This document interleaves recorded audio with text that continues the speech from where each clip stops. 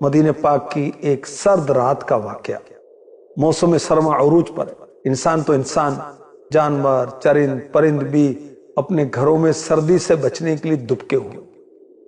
ایسے سخت سردی کے موسم میں فاروق اعظم اسلام کے دوسرے خلیفہ رضی اللہ عنہ اپنے غلام خاص حضرت اسلم رضی اللہ عنہ کو ساتھ لیتے ہیں کہ چلو رعایا کی خبر گیری کرتے ہیں۔ خادم و مخدوم مدینہ پاک کی گلیوں کا مشاہدہ کرتے ہوئے مدینہ پاک سے باہر ایک خیمے کو دیکھتے ہیں جس میں آگ روشن تھی۔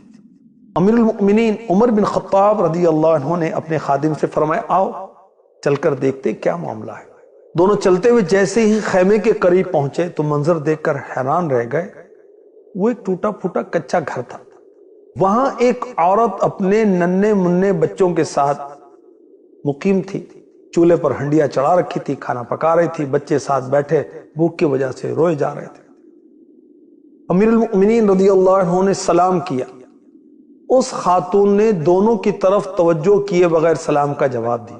امیر المؤمنین گھر میں داخل ہونے کی اجازت طلب کرتے ہیں، اندر آ سکتا ہوں؟ خاتون کہتی ہیں خیر کا ارادہ تو آؤ ورنہ کوئی ضرورت نہیں۔ بہت دکھی تھی، نہیں جانتی تھی کون ہے، میرے دروازے پر کون آئے۔ امیر المؤمنین رضی اللہ عنہ کا انداز بتا رہا تھا کہ وہ اس دکھی خاتون کے دکھ میں شریک ہونا چاہتے ہیں۔ خاتون سے پوچھا بی بی کون ہو، یہ بچے کیوں رو رہے ہیں؟ کہا مدینہ منورہ کی رہائشی ہوں، بچے شدید بھوک کی وجہ سے رو رہے ہیں۔ فرمایا اس ہنڈیا میں کیا ہے؟ کہا اس میں تو پانی ہے، بچوں کو بہلانے کے لیے آگ پر چڑھا رکھا ہے تاکہ کھانا پکنے کے انتظار میں بچے سو جائیں۔ اس دکھیاری خاتون نے اپنے دل کا درد بیان کیا۔ میں ایک غریب عورت ہوں، میرے پاس اتنے اخراجات نہیں کہ بچوں کو کھانا کھلا سکوں، دل بہلا رہی، لیکن امیر المؤمنین کو ہماری کوئی خبر نہیں ہے، ہم ان کے محکوم ہیں، ان کی رعایا ہیں، ان کا حق بنتا ہے کہ ہمارا خیال رکھیں۔ خیر کوئی بات نہیں، ہمارا وقت تو جیسے تیسے گزر ہی جائے گا، لیکن کل بروز قیامت امیر المؤمنین اور ہمارے درمیان اللہ پاک ہی فیصلہ فرمائے گا، اور یقیناً آخرت کی پکڑ بہت سخت ہے۔ یہ سننا تھا۔ فاروق اعظم رونے لگے، نرم لہجے فرمانے لگے بی بی اللہ پاک تم پر رحم فرمائے، تمہاری مصیبتوں پریشانیوں کو دور کرے، امیر المؤمنین کو کیا معلوم تم اس حال میں ہو۔ سوالیہ لہجے میں خاتون نے کہا ہمارا حاکم ہے اور ہم سے غافل ہے، اسے معلوم نہیں ہم کس حال میں۔ امیر المؤمنین عمر بن خطاب فاروق اعظم رضی اللہ عنہ اس دکھیاری خاتون کا یہ حال دیکھ کر گھر سے باہر آئے، اپنے خادم حضرت اسلم رضی اللہ عنہ سے فرما میرے ساتھ جلدی چلو۔ بہت گہری سوچ میں گم تھے اور اس خاتون کی حالت زار آپ پر گہرے نقوش چھوڑ رہی تھی۔ جو پہلے اپنے خادم سے گفتگو کرتے ہوئے یہاں تک پہنچے تھے، اب خاموشی کی چادر تانے تیزی کے ساتھ رواں دواں تھے۔ تھوڑی دیر کے بعد دونوں ایک غلے کے گودام پر پہنچے۔ امیر المؤمنین فاروق اعظم رضی اللہ عنہ جلدی سے ایک بوری آٹا، کھجوریں، کچھ رقم اور کھانا پکانے کے دیگر لوازمات ساتھ لیے۔ خادم سے فرمایا اسلم ان ساری چیزوں کو میری پیٹھ پہ لاد دو۔ خادم نے عرض کی حضور آپ مجھے حکم فرمائے، میں اسے اپنی پیٹھ پر لاد کر اس عورت تک پہنچا دوں گا۔ خادم کی طرف دیکھا اور کہا آج اس دنیا میں تو میرے حصے کا بوجھ اپنی پیٹھ پر لاد لے گا، لیکن یاد کر اس دن کو جس دن کوئی جان کسی دوسری جان کا بوجھ نہیں اٹھائے گی اور کسی کی تکلیف دوسرے کو نہیں دی جائے گی۔ کیا تو اس دن بھی میرا بوجھ اٹھائے گا؟ خادم آقا کا فکر آخرت سے بھرپور جواب سن کر خاموش ہو گیا۔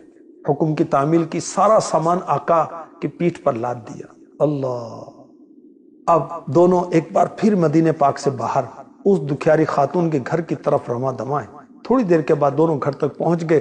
خاتون ان دونوں کو سامان کے ساتھ دیکھ کر حیران رہ گئی۔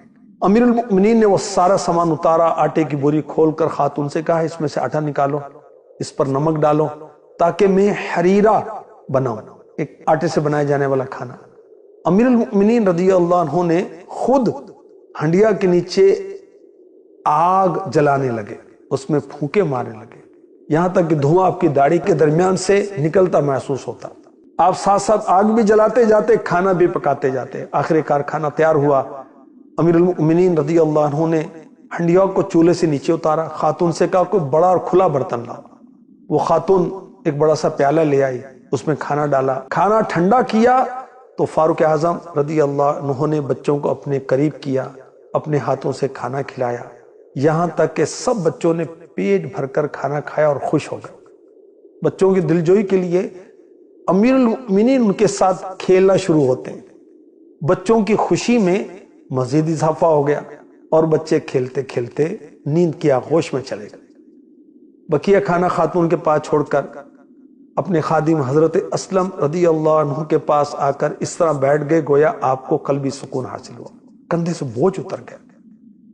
خاتون متوجہ ہوئی، کہنے لگی تم کتنے شفیق ہو، کتنے رحم دل ہو، تم نے مصیبت کی گھڑی میں ہماری مدد کی، میرے روتے ہوئے بچوں کے چہروں پر مسکراہٹ کے موتی بکھیرے، میں کس منہ سے تمہارا شکریہ ادا کروں؟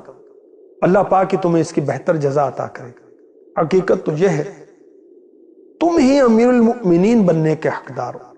حضرت اسلم رضی اللہ عنہ دیکھ رہے تھے، خاتون کے لہجے میں واضح تبدیلی آ چکی تھی، وہ دل سے خوش دکھائی دے رہی تھی۔ امیر المؤمنین کی جگہ کوئی اور شخص ہوتا تو اپنی تعریف پر پھولا نہ سماتا، لوگوں میں جا کر سینہ چوڑا کر کے کارنامے بیان کرتا، لیکن آپ نے بالکل توجہ نہ دی۔ فرمایا بی بی جیسا تم کہہ رہی ہو ویسا بالکل نہیں، میں اور امیر المؤمنین بننے کا حقدار، یہ تو بڑی عجیب بات ہے۔ ہاں ایک بات ضرور ہے، اگر تم کبھی امیر المؤمنین کے دربار میں آؤ گی مجھے وہاں ضرور دیکھو گی۔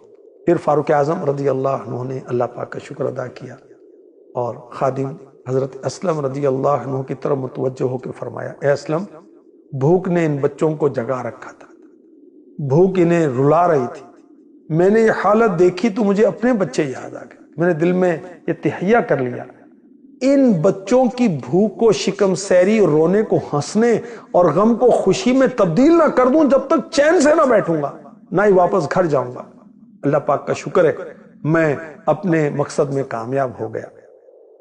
اب مخدوم و خادم دونوں مدینے پاک کے مبارک گلیوں سے ہوتے واپس اپنے گھر آ جاتے ہیں۔ اللہ ہمیں بھی توفیق دے، اپنے بچوں کی فکر تو سارے کرتے ہیں، اپنے پڑوسیوں کی فکر کریں، رشتہ داروں میں غریب لوگ ہیں ان کے بچوں کی، اس قوم میں، اس ملت میں، اس امت میں جو غریب لوگ ہیں اللہ توفیق دے، ان کو کھانا کھلائیں، کچھ ان کو رقم دے دیں، ان کو کچھ اناج بھیج دیا کریں، کوئی گوشت بھیج دیا کریں، اور کوئی چیزیں بھیج دیا کریں، ایک دوسرے کا حال پوچھا کریں، ایک دوسرے کی مدد کرنا اللہ ہمارے مقدر میں فرما دے، آمین۔